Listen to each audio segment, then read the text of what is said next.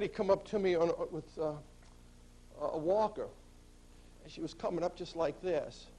And she came up to me, she's a little bitty old lady, she looked up in my eyes and she said, Dr. Bauer, would you please say a prayer for me for my arthritis? And I said, no, ma'am. Like the shocked her. I said, let me share something with you first.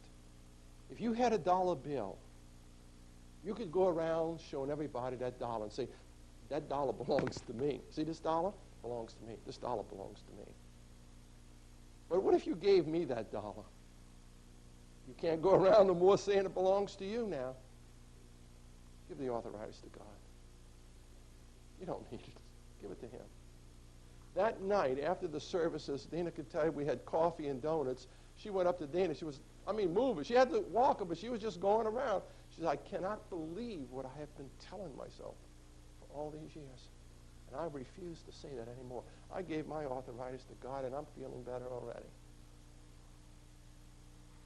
So, yeah, we better watch what we pray for because we might get it.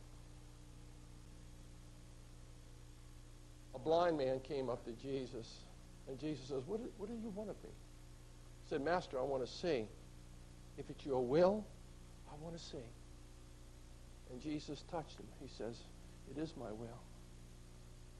And the guy saw. His eyes opened, and he was able to see. So it's not God's will for us to be sick. It's not God's will for us to suffer with depression or anxiety or stress. That's not God's will. Remember, he said, I've come to give you life and to give it to you more abundantly. And if it was God's will for us to be sick, then when Jesus came on this earth, he did everything against his Father's will. Everything, because he healed people. He healed them physically, mentally, emotionally, and spiritually. No, God doesn't want us to be sick. Many of these things we inflict upon ourselves.